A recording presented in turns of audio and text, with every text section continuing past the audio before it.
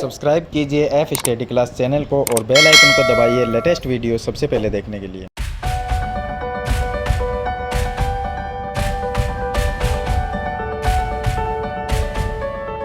Hello students, आज इस video में हम कक्षा 9 की जो प्रश्नावली 8.1 है उससे पहले हमें कुछ उदाहरण दिए गए हैं। तो मैंने उदाहरण 4 तक तो आपको पीछे वाले वीडियो में बता दिए हैं। आज हम इस वीडियो में उदाहरण नंबर 5 शुरू करेंगे। तो इसमें लिखा है कि दर्शाइए कि एक समांतर चतुर्भुजों के कोणों के समद्विभाजक एक आयत बनाते हैं। यानी हम जो एक समांतर चतुर्भुज बनाएंगे और उसके कोण का अगर समद्विभाजक करते हैं तो वहां पर क्या बनता है, एक आयत बनता है। तो हमें ये सिद्ध करना है कि वो एक आयत है। तो आयत सिद्ध करने के लिए हमें उसके जो कोण है, आयत का प्रत्येक कोण क्या होता है, 90 डिग्री। तो हमें 90 डिग्री उसको सिद्ध करना होगा। अगर हम 90 डिग्री सिद्ध कर देते हैं तो इसका मतलब वो क्या होगा, एक आयत होगा। तो पहले हम बनाते हैं एक समांतर चतुर्भुज। तो ये हो गया हमारा एक समांतर चतुर्भुज जिसका नाम लिख देते हैं ए, बी, सी और डी।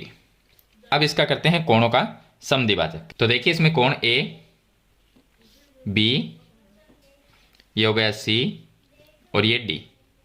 अब आप जानते हैं कि समांतर जो चतुर्भुज होता है उसके सम्मुख कोण बराबर होते हैं और आसन कोणों का योग 180 डिग्री होता है।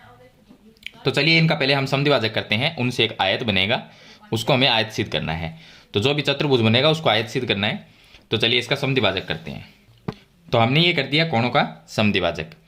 अब देखिए यहाँ पर ये जो कोण ए है इसका समद्विभाजक लाइन ये है, बी का ये समद्विभाजक लाइन है, सी की ये है और डी की ये है। तो देखिए ए, बी, सी और डी इनका समद्विभाजक किया तो बीच में क्या बना, एक चतुर्भुज बन गया।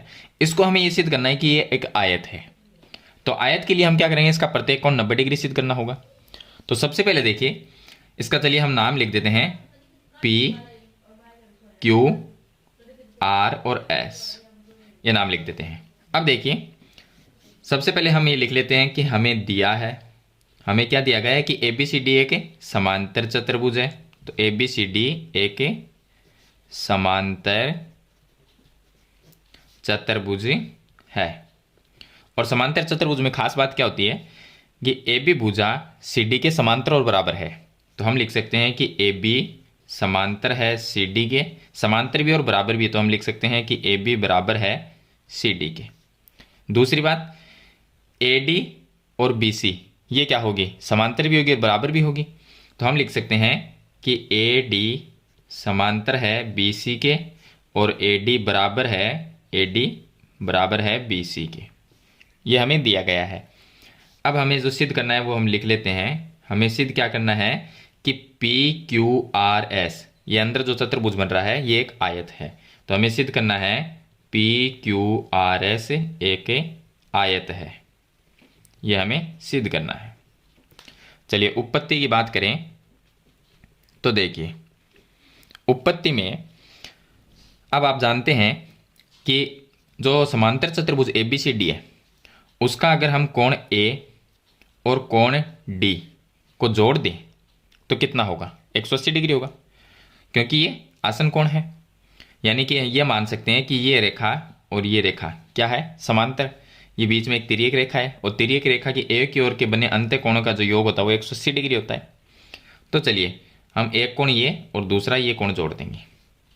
ये कोण जोड़ेंगे तो इनका योग कितना होगा, कोण ए और डी का 180 डिग्री। तो हम लिख सकते हैं कि इसका नाम है ए बी सी डी। तो हम लिख सकते हैं ए बी सी डी समांतर चतुर्भुज में। इसमें क्या हुआ कि हमने जोड़ दिया कोण ए प्लस कोण डी, इनका योग होगा 180 डिग्री। इसके सामने लिख देते हैं आसन कोण, या आप लिख सकते हैं आसन अंत्य कोण, या आप ये लिख सकते हैं कि तिर्यक रेखा के ओर ए की ओर के बने अंत्य कोणों का योग। तो चलिए हमने ए और डी को जोड़ दिया 180।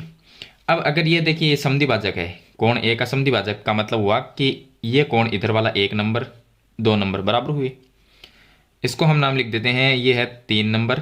चलिए यहाँ पर लिख देते हैं 3 और ये हो गया 4, यहाँ पर ये हो गया 5 और 6, ये हो जाता है यहाँ पर 7 और ये हो गया 8। तो इस तरह से हमने कोणों के नाम लिख दिए। अब देखिए समद्विभाजक का मतलब क्या हुआ कि कोण नंबर 1 और 2 बराबर है। यहाँ पर भी ये हुआ 3 और 4 बराबर है। इसका समद्विभाजक का मतलब है 5 और 6 बराबर है। यहाँ पर समद्विभाजक का मतलब है 7 और 8 बराबर है। तो हम क्या करेंगे, यहाँ पर कोण ए और डी को जोड़ दिया तो 180 हुआ, यानी ये कोण और ये पूरा कोण 180 डिग्री।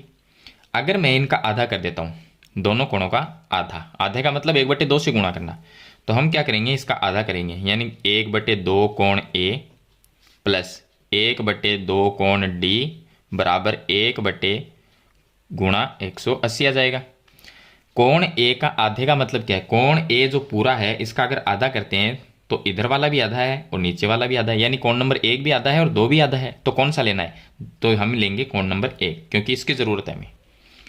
तो हम इसकी जगह लिख सकते हैं कोण नंबर 1, तो हम लिखेंगे कोण नंबर 1 प्लस कोण डी का आधा, 3 नंबर और 4 नंबर दोनों ही है, लेकिन हमें किसकी ज़रूरत है, 3 नंबर की, तो हम लेंगे 3 नंबर, कोण 3 बराबर 2 से 180 कट गया 90 बार। इसको नाम देंगे समीकरण नंबर 1, यानी कोण 1 और कोण 3, कोण 1 और 3 इसका योग है 90 डिग्री, ये हमने लिख दिया।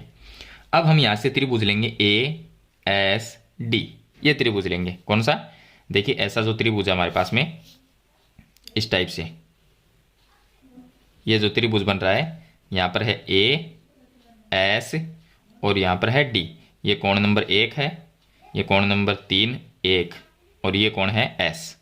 ये त्रिभुज लेंगे इसमें से, क्योंकि हमें ये जो चतुर्भुज इसको आयत सिद्ध करना है, तो यहाँ पर जो ये कोण है इसको 90 डिग्री करेंगे। इसको 90 डिग्री कैसे करेंगे, पहले इधर वाला 90 डिग्री आएगा तब इसको कर सकते हैं, क्योंकि ये शीर्षाभिमुख कोण है। तो इसको 90 डिग्री हम कैसे दर्शाएंगे, इधर वाले को, इसको 90 डिग्री दर्शाने के लिए हम क्या करेंगे, देखिए कोण नंबर 3 और 1 का योग कितना है 90 डिग्री, तो पीछे ये कितना रह गया 90 रह गया, लेकिन लिखना कैसे है, ये त्रिभुज लेंगे। तो अब क्या लिखेंगे, अब ये त्रिभुज है ए एस डी, त्रिभुज ए एस डी में इस त्रिभुज के अंदर 1 3 और इस कोण को अगर जोड़ दिया जाए तो त्रिभुज के तीनों कोणों का योग 180 डिग्री होगा। तो हम क्या लिखेंगे, कोण नंबर 1 प्लस कोण नंबर 3 प्लस ये जो कोण है इसका नाम है ए एस डी, कोण ए एस डी बराबर लिख सकते हैं 180 डिग्री। कारण क्या लिखोगे कि त्रिभुज के तीनों कोणों का योग 180 डिग्री होता है, या आप लिख दीजिए कोण योग गुणधर्म, कोण योग गुणधर्म, ये लिख दीजिए। चलिए अब 1 नंबर और 3 नंबर इसका जो योग है वो कितना है 90 डिग्री है, तो हम क्या लिखेंगे, समीकरण 1 से, समीकरण 1 से हम ये लिख सकते हैं 1 नंबर और 3 नंबर इसकी जगह लिख सकते हैं 90 डिग्री, तो यहाँ पर लिख देंगे हम 90 प्लस कोण ए एस डी बराबर 180 डिग्री रहेगा। 90 माइनस कर देंगे तो कोण ए एस डी बराबर 180 माइनस 90, तो पीछे क्या रहा 90 डिग्री, कोण ए एस डी बराबर आ गया 90 डिग्री। ए एस डी का मान कितना है 90 डिग्री, यानी ये जो इधर वाला जो कोण है ये कोण, इसका मान है 90 डिग्री, ये 90 डिग्री आ गया। अब ये 90 है तो ये भी 90 होगा, क्योंकि दोनों क्या है शीर्षाभिमुख कोण। तो हम क्या लिख सकते हैं कि दोनों कोणों को बराबर लिख सकते हैं, तो हम क्या लिखेंगे, हम लिखेंगे अतः कोण, ये कोण और ये कोण बराबर है ए एस डी, कोण ए एस डी बराबर है कोण इधर वाले कोण के बराबर है, तो इसका क्या नाम है, इसका नाम है P S R, P S R बराबर है, क्योंकि ये क्या है शीर्षाभिमुख कोण, शीर्षाभिमुख कोण, इसलिए बराबर है। चलिए आगे हम क्या करेंगे, अब लिख देंगे कि पी एस आर कोण पी एस आर भी क्या है 90 डिग्री है। ये 90 था, इसका मान हमने 90 निकाला, तो ये पी एस आर इसके बराबर है, तो ये भी 90 डिग्री हो गया, यानी ये जो कोण है इसको हमने 90 डिग्री सिद्ध कर दिया। अब ये जो आयत होता है उसके प्रत्येक कोण 90 डिग्री का होता है, तो सभी को यहाँ पर इसको भी 90 करना है, ये भी 90 और ये भी 90, तो इतना लंबा स्टेप हम दोबारा अगर लिखते चले जाए, यानी ये कोण है इसको 90 करना है, तो फिर से हमें इतनी प्रक्रिया करनी पड़ेगी। तो आपको ये नहीं करना, आपको क्या लिखना है, इसी प्रकार हम क्या लिखेंगे कि पी एस आर, इस कोण को हमने जैसे 90 किया है उसी प्रकार इनको भी हम 90 सिद्ध कर सकते हैं। तो हम क्या लिख देंगे, इसी प्रकार ये कोण, इसका क्या नाम है, इसका नाम लिख देंगे हम एस पी क्यू, कोण एस पी क्यू बराबर इधर वाले का नाम क्या है, इसका पी क्यू आर, कोण पी क्यू आर बराबर कोण नीचे वाले का नाम क्या है क्यू आर एस बराबर क्या होगा 90 डिग्री हो जाएगा। यानी कि इसको भी हम जैसे हमने इसको 90 किया है इसी प्रकार इनको भी 90 सिद्ध कर सकते हैं। तो हमने लिख दिया है इनके बराबर 90 डिग्री लिख दिया, यानी ये सभी कोण क्या हुए 90 डिग्री हो गए। अब देखा जाए तो यहाँ पर देखिए ये सम्मुख कोण है वो बराबर है, ये 90 का है, इसके सामने वाला भी 90 है, ये भी 90 है और ये भी 90 है। तो हम क्या लिख सकते हैं अब कोण, ये जो कोण है इसका नाम है पी एस आर, कोण पी एस आर बराबर किसके है सामने वाले सम्मुख कोण के, इसके बराबर है क्योंकि ये 90 का है और ये भी 90 का है। वैसे तो चारों ही 90 के हैं लेकिन सम्मुख कोण बराबर है। तो देखिए ये 90 और ये भी 90, पी क्यू आर, तो पी क्यू आर। और दूसरा ये जो कोण है इसके सम्मुख कोण है ये दोनों भी बराबर है, तो इसको नाम एस पी क्यू, कोण एस पी क्यू बराबर कोण कौन सा हो जाएगा नीचे वाला क्यू आर एस। ये क्या है बराबर है, क्यों बराबर है क्योंकि ये क्या है सम्मुख कोण इसलिए बराबर है। और जिस चतुर्भुज में सम्मुख कोण बराबर होते हैं वो कौन सा होता है समांतर चतुर्भुज। तो हम क्या कह सकते हैं अतः ये क्या है पी क्यू आर एस, अतः पी क्यू आर एस एक समांतर चतुर्भुज है। और साथ ही क्या है ये समांतर चतुर्भुज है और साथ में प्रत्येक कोण 90 डिग्री का, साथ ही प्रत्येक कोण समकोण है यानी 90 डिग्री का समकोण है।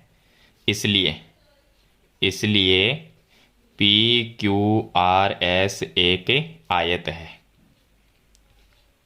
ये लिखना है। यानी कहने का मतलब ये है कि समांतर चतुर्भुज के सभी गुण हम आयत में लगा सकते हैं। तो इस तरह से आपको ये उदाहरण नंबर 5 सरल करना है। तो मैंने आपको स्टेप बाय स्टेप ये बता दिया है। तो इस वीडियो में आपको उदाहरण नंबर 5 ही बताऊंगा, नेक्स्ट वीडियो में हम उदाहरण नंबर 6 शुरू करेंगे। तो मुझे उम्मीद है कि आपको ये उदाहरण नंबर 5 है अच्छी तरह से समझ में आ गया होगा। फिर भी कोई प्रॉब्लम आती है तो मुझे कमेंट में जरूर लिखिए। और वीडियो अच्छी लगे तो लाइक और शेयर जरूर कर देना। इस चैनल पे नए हैं तो सब्सक्राइब करना, साथ में बेल आइकन का बटन जरूर दबाना। आज की वीडियो में इतना ही, मिलते हैं एक नई वीडियो के साथ, तब तक के लिए थैंक यू।